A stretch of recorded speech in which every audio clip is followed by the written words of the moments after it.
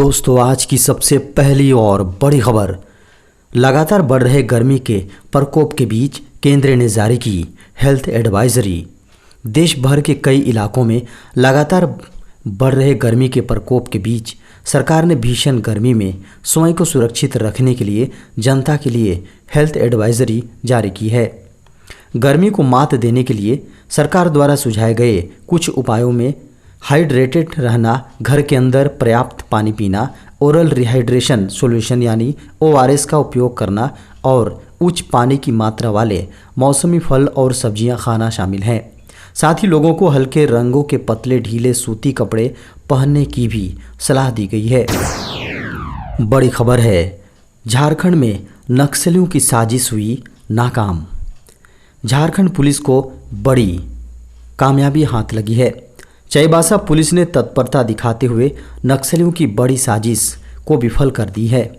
पश्चिमी सिंहभूम जिले के टोंटो थाना इलाके के बटकुलोर के घने जंगल में भाकपा माओवादियों द्वारा सुरक्षा बलों को उड़ाने की साजिश नाकाम हो गई है। चाईबासा पुलिस ने तत्परता दिखाते हुए नक्सलियों की बड़ी साजिश नाकाम कर दी।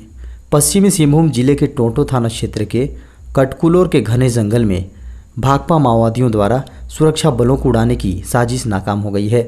पुलिस ने इस घने जंगल में छिपाकर रखे गए 3 IED बम बरामद कर लिया है।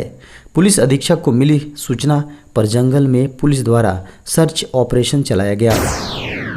दोस्तों, बड़ी खबर सामने है। झारखंड में पंचायत चुनाव के बाद 26,000 शिक्षकों की होगी भर्ती। जी हाँ, बड़ी खबर है। मुख्यमंत्री हेमंत सोरेन ने बजट सत्र के अंतिम दिन रोजगार को लेकर घोषणा की थी कि अगले 1 महीने में सरकार 20,000 नियुक्ति प्रक्रिया शुरू करेगी। रिम्स और इंटरमीडिएट स्तरीय परीक्षा का विज्ञापन जारी हो चुका है। अब शिक्षकों के 26,000 नियुक्ति प्रक्रिया शुरू होगी। पंचायत चुनाव के बाद शिक्षकों की नियुक्ति प्रक्रिया का विज्ञापन जारी होगा। स्कूली शिक्षा एवं साक्षरता विभाग ने झारखंड कर्मचारी चयन आयोग को अधियाचना भेज दिया है ताकि पंचायत चुनाव समाप्त होते ही नियुक्ति प्रक्रिया शुरू की जा सके। खबरों को माने तो शिक्षकों का नया सहायक आचार्य, जी हाँ, नया पद सहायक आचार्य के नाम से जाना जाएगा। सीधी नियुक्ति इन्हीं सहायक आचार्य के पद पर की जाएगी। इसमें झारखंड शिक्षक पात्रता परीक्षा यानी जेटेट सफल अभ्यर्थी नियुक्ति प्रक्रिया में शामिल हो सकेंगे। यह नियुक्तियां चरणबद्ध तरीके से होगी। प्रथम चरण में 26,000 के लगभग पद पर भर्ती की जाएगी। नियुक्ति प्रक्रिया में शामिल होने के लिए अभ्यर्थी के झारखंड से मैट्रिक व इंटर की परीक्षा पास होना अनिवार्य है। अनारक्षित, जी हां, आरक्षित वर्ग के अभ्यर्थियों के लिए यह प्रावधान शिथिल किया गया है। बड़ी खबर है, 15 मई तक बढ़ी नीट UG 2022 के लिए रजिस्ट्रेशन की तारीख। राष्ट्रीय परीक्षण एजेंसी यानी NTA के लिए, जी हाँ, नीट UG 2022 के लिए ऑनलाइन आवेदन की समय सीमा बढ़ा दी गई है। योग्य और इच्छुक उम्मीदवार 15 मई तक nta.nic.in पर नीट प्रवेश परीक्षा के लिए आवेदन कर सकते हैं। नीट UG 2022 परीक्षा 17 जुलाई को 3 घंटे 20 मिनट दोपहर 2 बजे से शाम 5:20 के बीच आयोजित की जाएगी। नीट UG 2022 13 भाषाओं में आयोजित की जाएंगी। अंग्रेजी, हिंदी, असमिया, बंगाली, गुजराती, कन्नड़, मलयालम, मराठी, ओडिया, पंजाबी, तमिल, तेलुगु और उर्दू।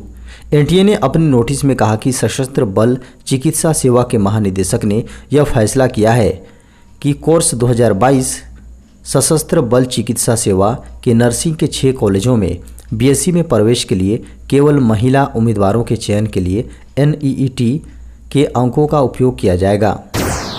बड़ी खबर है, व्हाट्सएप ने 18 लाख भारतीयों के अकाउंट किए बैन।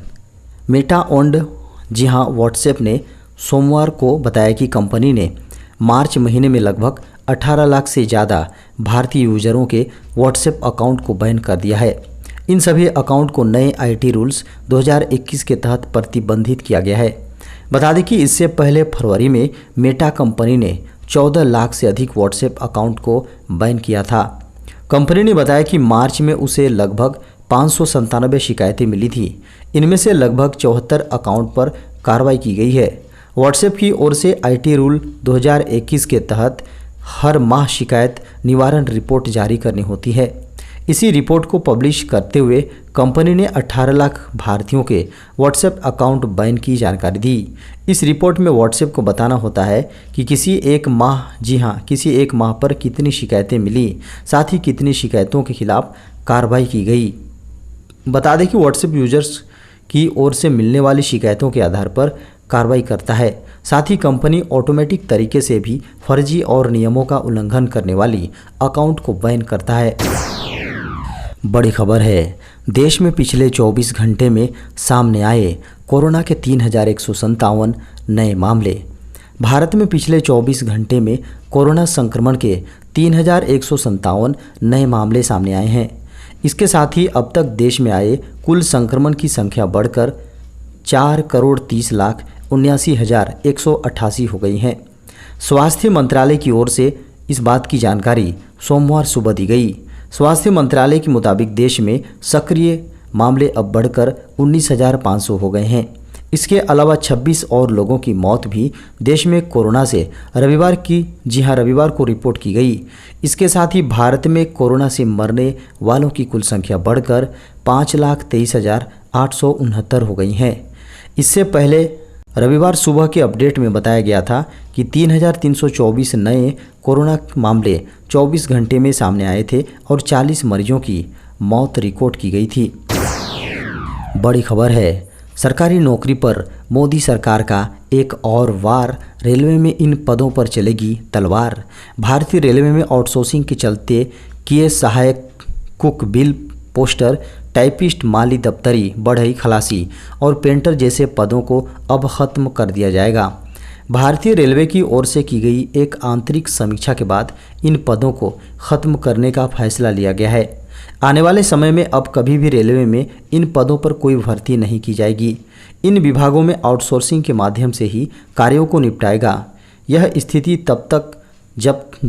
स्थिति तब है जब रेलवे के विभिन्न श्रेणियों में कुल 60,000 कर्मचारियों के पदों में से 14,329 पद खाली पड़े हैं। रेलवे के अनुसार तकनीकी वृद्धि के कारण इन पदों पर तैनात कर्मचारियों के लिए पर्याप्त कार्य नहीं बचे हैं। रेलवे के बढ़ते खर्चे को ध्यान में रखकर यह फैसला लिया गया है। हालांकि जिन कार्यस्थलों पर कर्मचारियों की आवश्यकता है वहां आउटसोर्सिंग के माध्यम से कार्य करवाए जाएंगे। झारखंड में चौथे चरण के पंचायत चुनाव के लिए 6 मई तक भर सकेंगे नामांकन। झारखंड में पंचायत चुनाव को लेकर नामांकन प्रक्रिया तेजी से आगे बढ़ रही है। पहले और दूसरे चरण के नामांकन की प्रक्रिया पूरी हो गई। तीसरे चरण के लिए नामांकन चल रहा है। वहीं 29 अप्रैल से चौथे चरण के लिए नामांकन शुरू हो गया।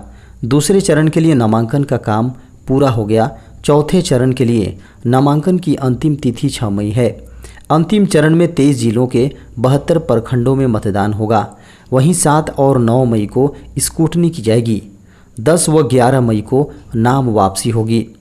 12 मई को चुनाव चिन्ह आवंटित किया जाएगा। अंतिम चरण का मतदान 27 मई को और मतगणना 31 मई को होगी। 10 और 11 मई को नाम वापसी की तारीख है। इसके बाद 12 मई को चुनाव चिन्ह आवंटन होगा और 27 मई को मतदान होगा। 31 मई को वोटों की काउंटिंग होगी। बता दें कि 1 मई रविवार और 3 मई ईद की छुट्टी होने के कारण ऑफिस बंद रहेगा। इस कारण 2 दिन प्रत्याशी नामांकन नहीं कर पाएंगे। चौथे चरण में ग्राम पंचायत सदस्य के 53,479, ग्राम पंचायत मुखिया के 4,345, पंचायत समिति सदस्य के 5,341 व जिला परिषद सदस्य के 536 पद शामिल हैं। बड़ी खबर है, अब फास्टैग को बंद करेगी सरकार। नेविगेशन सिस्टम से वसूला जाएगा टोल टैक्स।